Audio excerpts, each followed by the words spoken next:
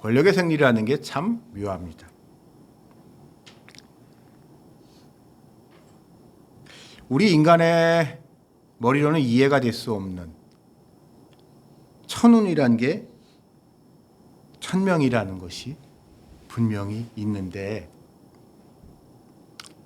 그것이 우리의 그냥 보편적인 상식, 인륜, 적으로는 이해가 되지 않는 역사의 승자들이 가끔 나타납니다. 어찌 보면 그런 사람들은 자기가 잘나서 자기가 결단력이 있어서 자기가 촉이 좋아서 그런 뜻밖의 승리를 거둘 수 있었다고 교만해 줄 수 있지만 역사의 주인이신 하나님은 그렇게 간단한 분이 아니십니다. 자, 사울 전혀 준비되어 있지 않은 엉뚱한 사람이 왕이 됐습니다. 그는 자신의 결국 왕관의 무게를 버티지 못하고 비참한 최후를 맞이했습니다. 그리고 그의 뒤를 이어 다윗이 이 이스라엘 왕국을 이끌었습니다. 다윗은 사울과 달리 왕이 되기 전에 많은 연단의 시간을 거쳤습니다. 그럼에도 불구하고 권력이라는 게 뭔지 그가 그 자리에 오른 이후에 사람은 변했고 그래서 본인은 의식하지 못하고 있었겠지만 그의 권력 기반은 조금씩 무너져 가고 있었습니다. 그러다 결정적인 사태를 맞이하게 됩니다. 다윗의 그 많은 아들들 중에 가장 잘난, 가장 똑똑한, 가장 유능하고 혈통적으로도 가장 우수했었던 압살롬이 아버지에게 반기를 들고 반란을 일으킵니다.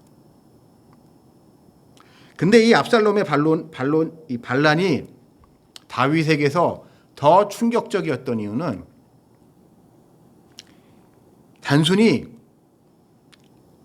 아들이 아버지에게 반기를 들 골육상잔의 비극이기도 했지만 동시에 다윗의 가장 중요한 정치적 지지 기반이었던 유다 지파가 다윗이 아니라 압살롬을 지원해 줬다는 것을 발견할 수 있습니다. 그래서 압살롬은 유다 지파의 중심지였던 헤브론에서 왕에 등극한 이후에 예루살렘으로 밀고 올라온 거죠. 이 말을 듣고 다윗은 속수무책 당할 수밖에 없었습니다. 만약에 이 반란이 평소에 다윗 내지는 유다 지파와 사이가 안 좋았던 지파에서 일어난 반란이라면 다윗 지파에서 사람을 모아서 군대를 모아서 진압하면은 됐습니다. 근데 자기의 권력 기반이었던 자기가 가장 믿었던 자기 지파 유다 지파가 압살롬을 지원해서 반란을 일으켰으니까 꼼짝없이 당한 거죠. 그래서 그는 평소에는 아무 인연이 없었던 길르앗 지방, 요단강을 건너서 길르앗 지방으로 피난을 갑니다.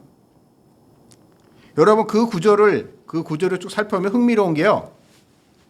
오늘 이 본문 말씀하고 약간 벗어난 이야기지만 다윗이 도망갈 때 끝까지 다윗을 호위했던 사람들이 누군지 아십니까? 황당하게요. 블레셋 사람들이에요.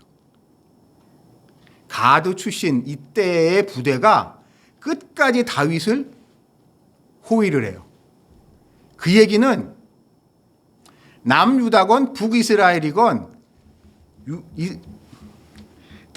다윗은 그만큼 자기 동족이었던 이스라엘 사람들 내부에서의 지지를 잃었다는 이야기입니다. 그래서 같은 이스라엘이라고 평소에 하지만 평소에는 게 별로 주류와 거리가 멀었던 길르앗 지방 요단강 동편 쪽으로 피난을 갈 수밖에 없었던 거죠. 그리고 그곳에서 결국 그들의 도움을 받아서 압살롬의 반란을 진압할 수 있었던 겁니다. 이거를 통하여 다윗은 왕으로서의 권위는 바닥으로 떨어졌습니다. 지파를 떠나서 전 이스라엘의 왕이라고 했지만 이제는 그 어느 지파의 지지도 받지 못하는 처량한 신세가 됐죠. 그러자마자 이런 일이 생기니까 연달아서 북부에 평소에 가장 어찌 보면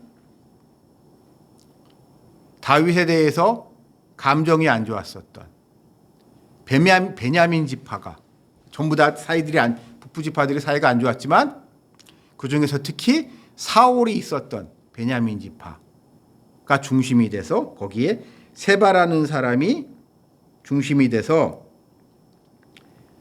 반란을 일으켰는데 이 반란에 진압하는 과정도 보게 되면 다윗은 자기 힘으로 이 반란을 진압하지 못합니다. 이 다윗은 이 반란은 철저하게 요압 장군이 진압을 합니다. 이 과정을 보게 되면 쉽게 말하면 이 과정을 통해서 군권 내지 군부는 완전히 요압이 장악을 하게 됩니다. 자, 다윗은 일반 백성들 12지파의 지지도 잃었고 어찌 보면 권력의 핵심이라고 할 수 있는 군의 지지도 잃어있는 한심한 상황에 지금 놓여 있습니다. 그런데 엎친 데 덮친 격으로 3년 동안 큰 기근이 그 땅에 일어납니다. 3년의 대기근이 그 이스라엘 땅에 일어나는데 다윗은 아무것도 할 수 없었습니다. 속수무책 당할 수밖에 없었습니다. 만약에 말입니다. 만약에 다윗이 한참 잘 나가던 정권 초반이었다면 이런 기근이 와도 버티만 했을 거예요.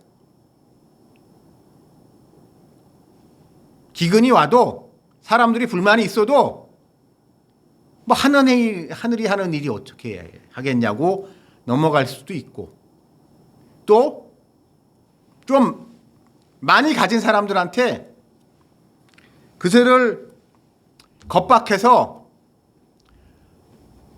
좀 내놔. 지금 다 굶어 죽게 생겼잖아. 라고 해서 그 사람들을 쪼아서 요즘 걷어서 기하선상에 놓인 사람들한테 나눠줄 수도 있었겠죠. 아니면 정부의 재정이 많으니까 정부의 재정 상황이 좋았다면 그 돈을 가지고 뭐 예를 들어서 가장 풍요한 나라였던 애굽 같은 데, 이집트 같은 데 가서 곡식을 많이 사다가 사람들 나눠줄 수도 있었을 거예요. 근데 지금 다윗은 그럴 수 없는 처지였습니다. 그는 지금 대중의 지지도 얻지 못했고 군의 지지도 군에 대한 통제력도 상실했고 돈도 없는 상황이었어요. 재정적으로도 어려운 사면 초가의 상황에 놓여 있었습니다.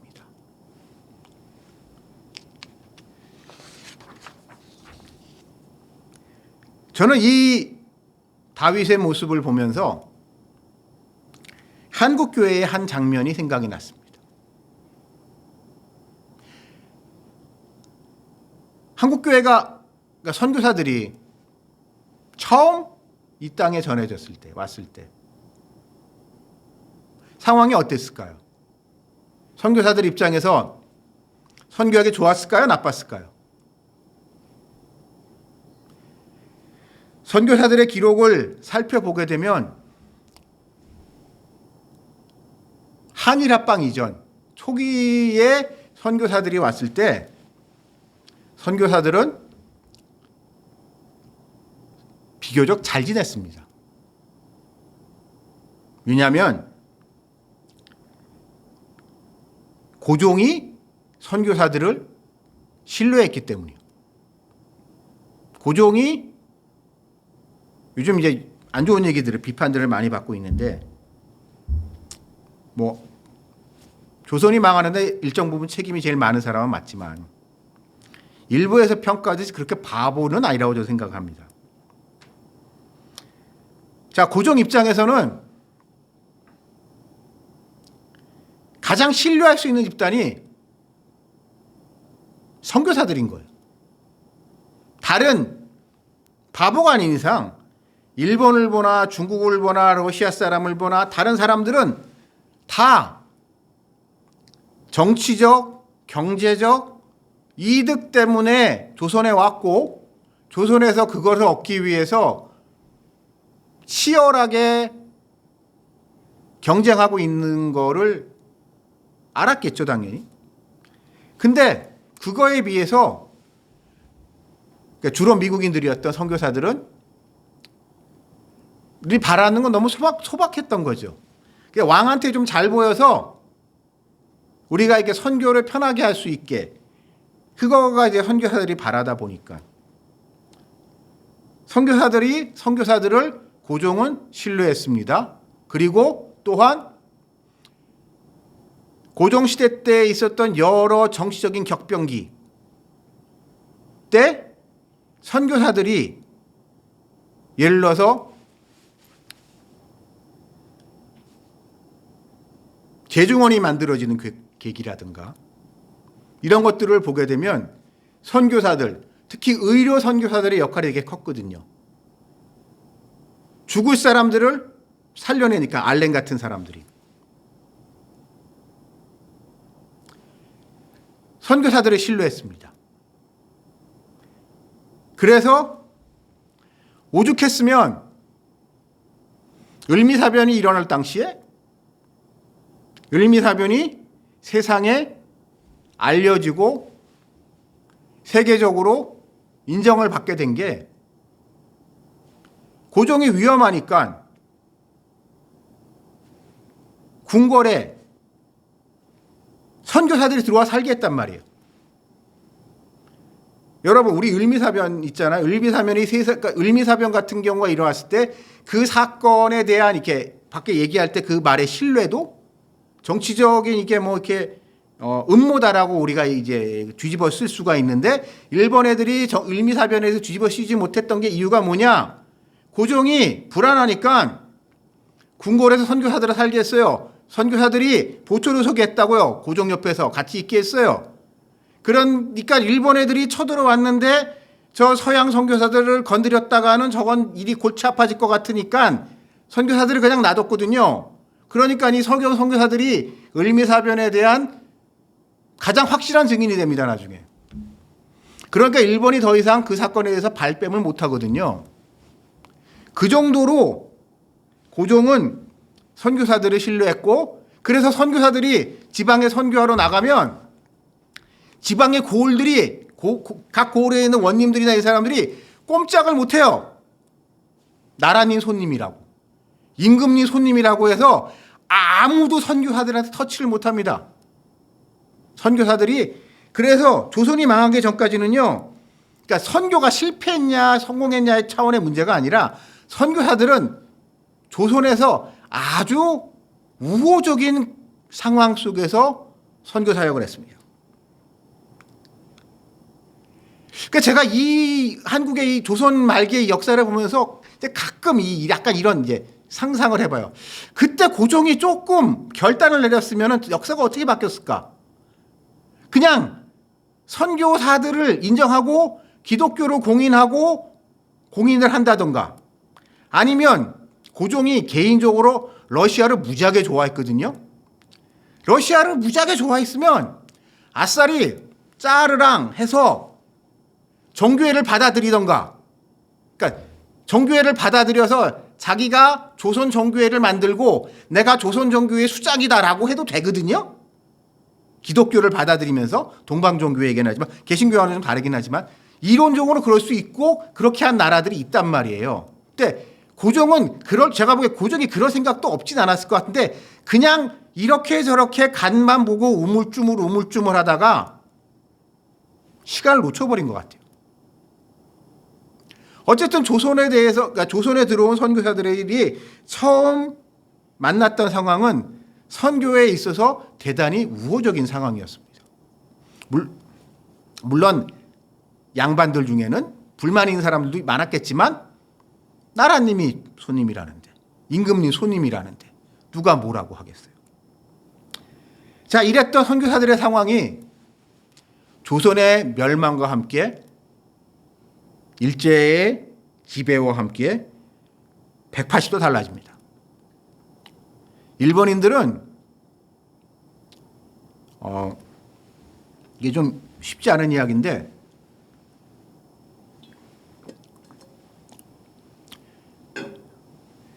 기독교를 받아들이기 제일 힘든 사람들이 일본 사람들인 것 같아요. 일본인들이 기독교를 받아들이려고 하게 되면 천황이라는 자신들의 민족의 아이덴티티의 중심에 있는 부분과의 조화 문제가 꼭 생깁니다.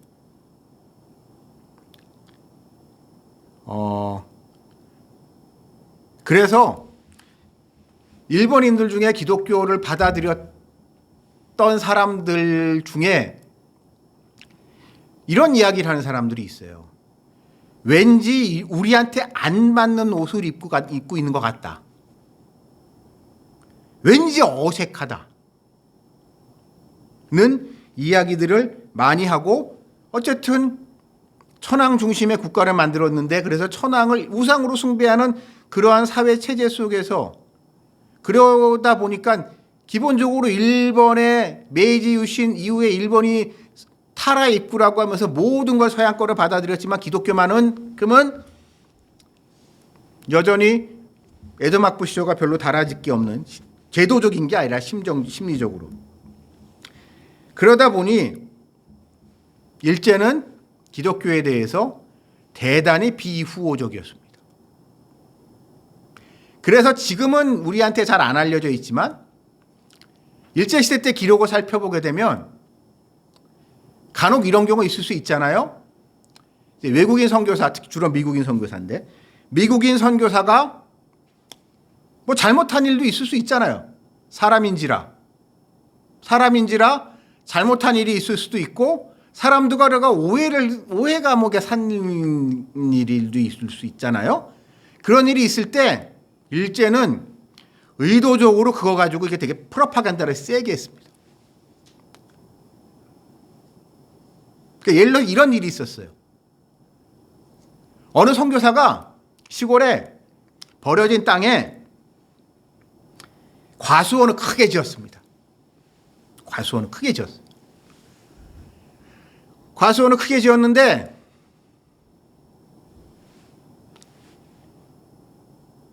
사과 과수원을 크게 지었는데 동네 애들이 거기 자꾸 이렇게 서리를 하는 거예요. 도둑질을 하는 거예요. 그랬더니 뭐 하지 말라고 계속 그랬겠죠. 그러다가 이제 어느 날 그 선교사가 폭발을 해서 이 사과 도둑질 하던 애들을 붙잡아서 두들겨 패고 얼굴에 도적이라고 글씨를 써서 쫓아내 버렸습니다. 뭐 잘한 건 아닙니다. 근데 그거를 일제는 문제를 삼아서 언론에 대서특필을 하고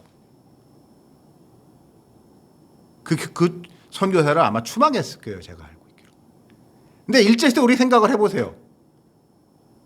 그러니까 그렇게 도둑질하다가 걸리면 제가 어렸을 때만 하더라도 직살나게 두들겨 맞았을 것 같거든요. 그러니까 그 시대에는 뻔히 있을 수 있는 일인데 그런 거 뭔가 하나 트집 잡으면 그거 가지고 그렇게 선교사들을 못 살게 굴었습니다.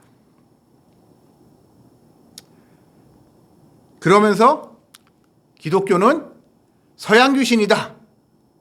왜 우리 서양 종교를 믿냐? 우리 동양 종교도 좋은 거 많은데 조상심 놔두고 왜 코쟁이심 믿냐고 하면서 기독교를 믿는 사람들을 조직적으로 왕따를 시켰습니다.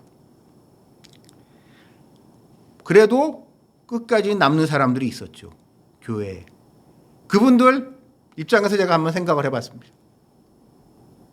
주기철 목사님 같은 분. 피눈물을 흘리면서 그 세월을 참았죠. 그러다 기적같이 해방이 왔습니다.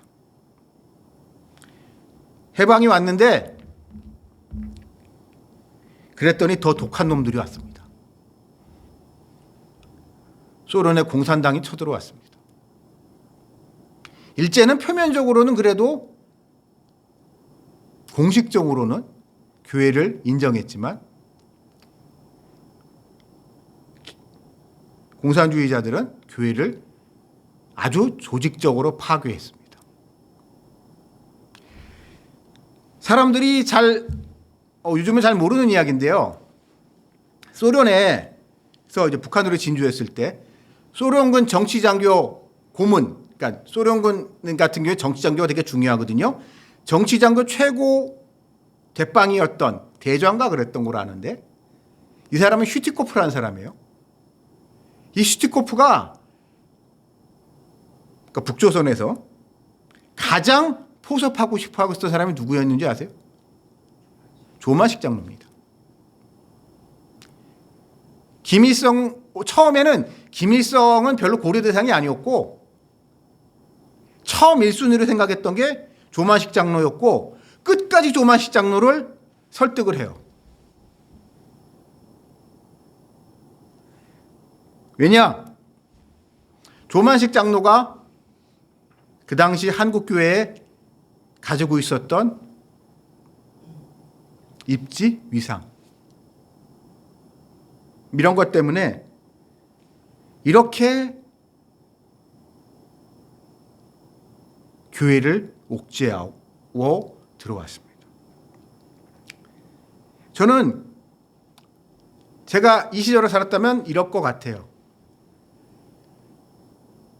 요만한 언덕을 오르기 전에 이거만 건너면 좋은 일이 있겠지. 근데 올라가서 보니까 또 산이에요. 첩첩산중이에요. 가도 끝이 없는. 도대체 언제 우리는 마음 편히 교회 다닐 수 있을까? 라는 그런 고민을 하고 있었을 거라고 생각을 합니다. 마치 이 다윗, 오늘 이 말씀 속의 다윗이 궁지에 몰렸듯 한국 교회는 궁지에 몰려 있었습니다. 더군다나 해방 이후 신사참배의 책임 소재를 가지고 교회 지도자들끼리 박터지게 싸웠습니다. 몇 명 되지도 않는 성도들 두고 목사들끼리 신사참배를 했네 안 했네, 신사참배할 때 하긴 했는데 너는 이거 했잖아, 난 이거 넌 더 했어 하면서 서로 그거 가지고 삿대질하고 싸우느라고 교회는 분열돼 있었습니다. 그러면 과연 이럴 때 우리는 무엇을 했어야 했을까요? 오늘 이 말씀 속에서 하나님은 우리에게 중요한 교훈을 주십니다. 자, 다윗은 이 위기 상황에 하나님께 기도합니다. 하나님, 나 어떻게 해야 돼요? 제가 뭘 해야 됩니까? 기도했더니 하나님이 엉뚱한 응답을 주십니다. 기브온 사람들의 소원을 들어주라는 얘기를 하세요. 기브온 사람들? 성경에 이렇게 중요한 인물들이 아니에요. 왜냐하면 이 사람들은 여호수아가 가나안 정복 전쟁을 벌릴 때 이 여호수아를 속여서 원래는 가나안의 땅에 살고 있던 원주민들을 다 학살을 해야 되는, 다 이게 청소를 해야 되는데 다 죽이라고 했는데 이 기브온 사람들만 묘하게 여호수아한테 사기를 쳐서 거짓 약조를 맺게 해서 자기네들만 살아났단 말이에요. 대신 이 사람들은 대대로 이스라엘 사람들의 종노릇을 하면서 허드렛 일을 하면서 살아남아 왔던 사람들입니다. 그러니까 아마 이건 이스라엘 사회 속에서 이스라엘 사람은 아니지만 가장 하층민이었던 노예와 같은, 우리식으로 말하면 백정 같은 존재라고 생각하시면 쉬워요. 이 사람들의 처지가. 근데 사울 왕은 이 사람들을 탄압합니다. 왜? 자기가 마이너리티니까. 자기가 약하니까. 자기보다 더 약한 놈들. 그런 거 있잖아요. 학교에서도 보게 되면 이제 일진이랑 이런 것들 관련 학교 폭력, 학교 학폭 같은 거에 대한 이제 다큐멘터리, 학교의 실제 상상을 보게 되면 왕따를 하는 상상을 보게 되면 재밌는 게 키 크고 힘센 애들이 왕따를 주도하는 게 아니에요. 보게 되면 왕따를 하는 데 있어서 가장 악질적인 애들이 어떤 애들이냐, 본인이 왕따 경험이 있는 찐따 애들이 자기보다 더 찐따인 애들을 만들어가 한 타겟으로 해서 걔를 못 살게 굴어요. 내가 왕따를 안 당하려고. 왕따의 타겟을 그 학교에 그 집단 안에 묘하게 만들어서 자기는 그거를 그렇게 분위기를 주도해 가면서 자기가 왕따를 안 당하려고 하는 그런 나쁜 놈들이 있더라고요. 사울이 딱 그랬던 거예요. 그러니까 기브온 사람들은 졸지에 눈치 보고 살았지만 목숨은 부지하고 있던 사람들이 사울의 무지막지한 탄압으로 이제 어려운 시기를 보냈습니다. 근데 그 사람들의 소원을 들어주라는 거예요. 하나님이. 그래서 그 사람들한테 물어보니까 자기가 도저히 이대로 못 넘어가겠다. 사울의 후예들한테 내가 자기네들 복수를 해야겠다. 당한 만큼 복수를 해야겠다. 이야기를 합니다. 난감하죠.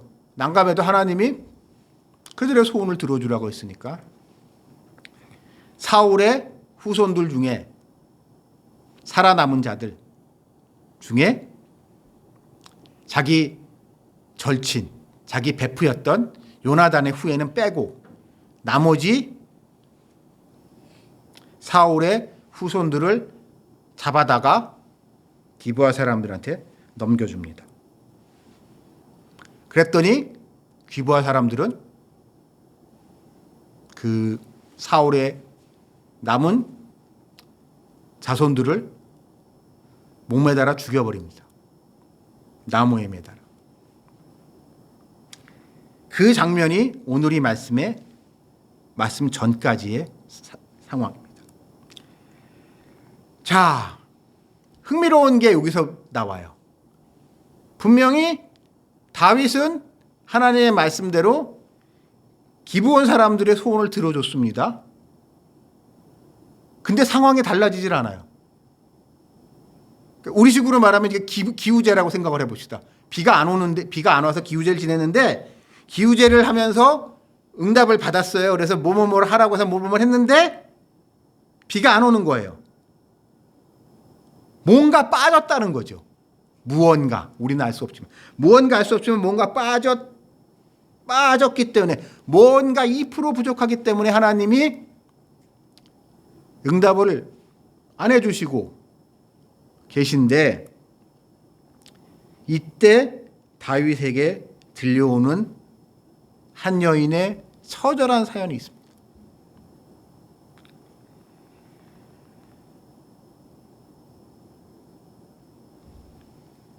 이 사울의 첩이었던 리스바라는 여인. 이 처형당한 사람들은 거의 리스바의 후손들이었죠. 다는 아니지만 자기 자식들이 졸지에 이렇게 붙들려 가서 너무너무 억울한 죽음을 당합니다. 원통했겠죠. 얼마나 원통했겠습니까? 안 그래도 사울이 죽고 난 이후에 잘 살 수 있었을까요? 조마조마하며 살았겠죠. 겨우 목에 풀칠이 나고 살았겠죠. 그래, 왕의 첩이라도 됐으니, 왕의 첩이라도 돼서 자식을 낳았으니 앞으로 부족할 거 없이 살 거라고 기대를 했겠죠. 근데 웬걸 이 여자 입장에서 이놈의 팔자는 왜 이리 서러운 팔자인지. 그래서 처형당한 자기의 자식들의 시체 앞에서,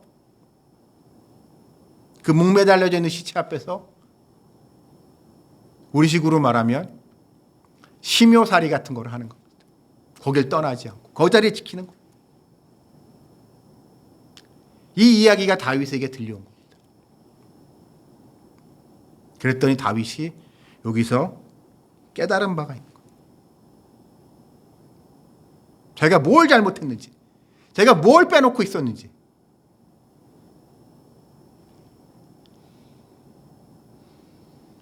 그는 이 모든 악연의 고리를 끊어야 되겠다는 결단을 이 순간에 합니다. 그러면서 지난 시간에 살펴봤던 길르앗 야베스 사람들이 모셔갔던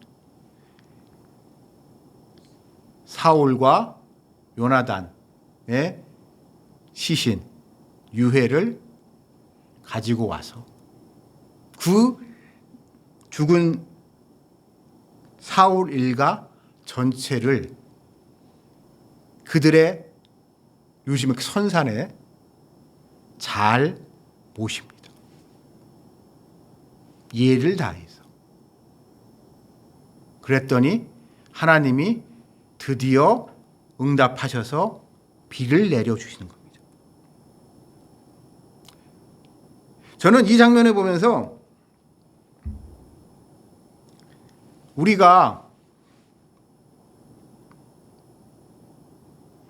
인간의 도리란 과연 무엇인가에 대해 생각해 봅니다. 제가 오늘 이 설교를 준비하면서 최근 화제가 되고 있는 영화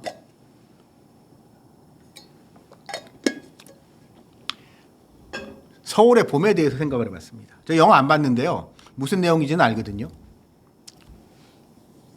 제가 그냥 사람들 이렇게 평을 보니까 1.12 사태 때 있었던 일을 되게 담백하게 가감 없이 그 영화에 담았다고 그러던데요.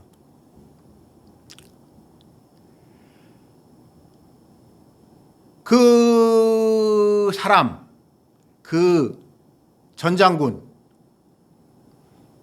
천운이 따라줬죠. 그 사람이 왜 그 자리에 하필 있었는가?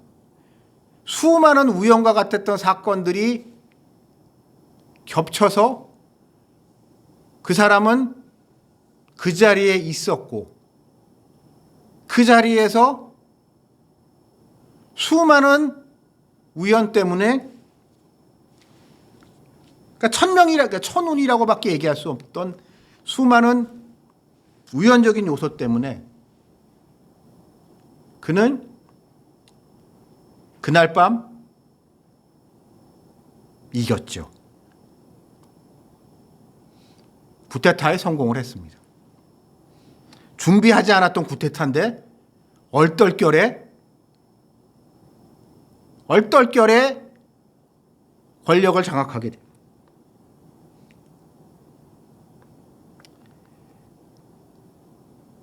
근데 그는 뭘 잘못했을까요? 우리 중에 내지는 저의 이 방송을 보는 분 중에 혹시 그분을 좋아하는 사람도 있을 수 있지만 확률상 매우 낮기 때문에 편안하게 말씀드리겠습니다. 대부분의 사람들이 싫어해요. 제 동창들을 만나서 그 시대를 살았던 저희 동창들하고 얘기를 해봐도 제가 되게 흥미로운 거를 발견을 합니다. 지지한다는 사람은 아무도 없는데 저는 그렇게 생각하지 않는데 그렇게 생각하는 친구들도 꽤 있더라고요.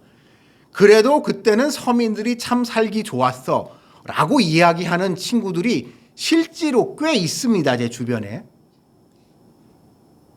솔직히 저는 그때 서민이 아니었기 때문에 서민들이 왜 살기 좋았는지 모르겠어요.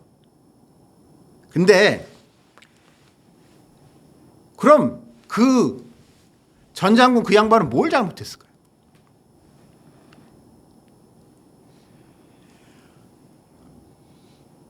천운이 따라서 자기한테 권력이 왔습니다. 그러면 그 사람이 하나님의 뜻대로 하나님을 고민하면서 그 자리에 있어 본 적이 있었을까요? 전 단호하게 아니라고 생각합니다. 저는 목사의 한 사람으로서 이 얘기합니다. 제가 아는 범위 내에서 말씀드리겠습니다. 그 전 장군과 그 일가가 청와대 들어가기 전에 교회 다닌 걸로 알고 있습니다.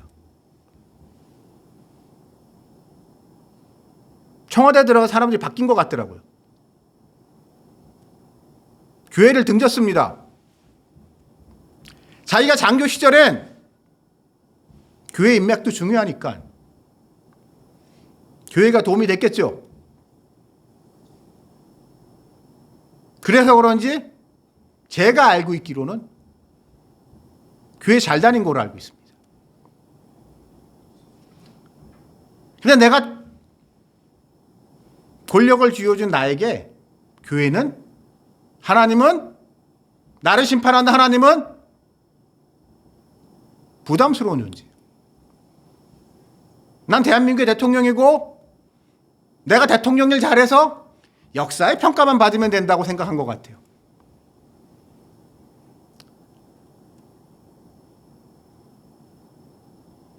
그래서 그 모양 그 꼴이 된 것 같습니다. 저는 개인적으로 배신자를 싫어합니다.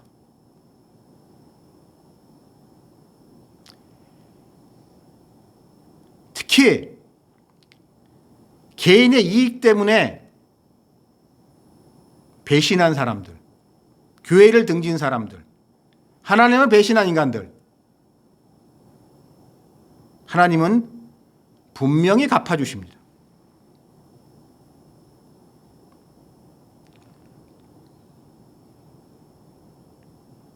남로당의 박헌영이가 젊어서 YMCA에서 아주 열성적으로 활동했던 건 잘 알려진 이야기입니다. 그랬던 그 인간이 어느 순간 사회주의에 공산주의에 심취하기 시작하면서 교회를 등졌습니다. 그러다 결국 그런 비참한 말로를 겪게 됐습니다. 스탈린 원래 신학교 다녔고 있었죠. 신부가 되려고 했었죠. 어머니의 소원이 자기 아들이 신부가 되는 거였기 때문에. 근데 어쩌다 보니까 그런 권력자가 됐습니다. 하지만 결국 어떻게 됐죠? 비참하게 죽었습니다. 스탈린의 최후에 대해서는 많은 이야기들이 썰이 있는데 그중에 한 가지 제가 제일 흥미롭게 들은 썰은 스탈린이 죽어가는데 아무도 그를 치료하려고 하지 않았다고 그러더라고요. 왜냐? 치료하다 잘못하면 처형당하니까.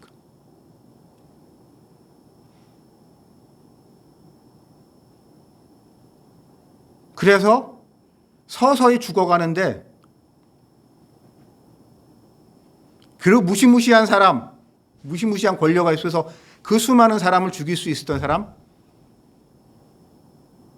그 무자비한 손이 결국 자기 목숨을 앗아가게 만들었습니다. 저는 이런 사람들의 이야기를 보면서 이 다윗의 위대함을 다시 한번 생각을 해봅니다. 다윗 입장에서 생각을 해보세요. 좀 전에 있었던 일이 뭐죠? 이 사건이라는 게 좀 전에 베냐민 지파의 세바라는 사람이 반란을 일으켰단 말이에요. 베냐민 지파와는 매우 껄끄러울 수밖에 없고 이 베냐민 지파 사람들한테는 사울이 여전히 자기 마음속의 왕이야. 억울한 죽음을 당한 사울이 우리 마음속의 왕이야. 그러니 다윗은 계속 마음에 부담이 있을 수밖에 없죠. 근데 이거를 오늘의 말씀에서 살펴보듯이 다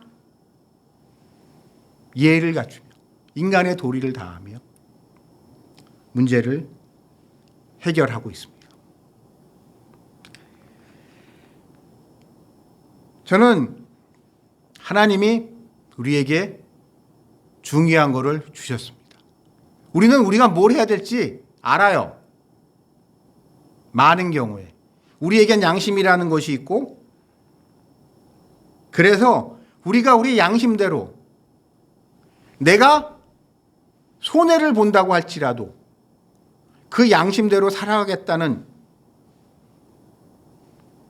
의지를 가지고 그것을 실천하게 되면 사실 우리 안에 우리가 평소에 살면서 겪게 되는 수많은 어려움의 대부분은 해결이 됩니다. 근데 우리는 안타깝게도 그러질 못해요. 그 알량한 자존심 때문에. 그 아무것도 아닌 사소한 이익 때문에. 일어나지도 않은 일에 대한 걱정 때문에. 우리는 못하고 주저주저하고 있습니다. 그러나 오늘 이 다윗은 딱 이 순간이 됐을 때 하나님이 바라시는 게 뭐라는 것을 알게 됐을 때 실천을 했고 그것을 통하여 하나님이 우리에게 진정 바라시는 게 무엇인지를 오늘 우리에게 보여주고 있습니다. 그러므로 여러분 우리 하나님의 말씀대로 살아야겠지요.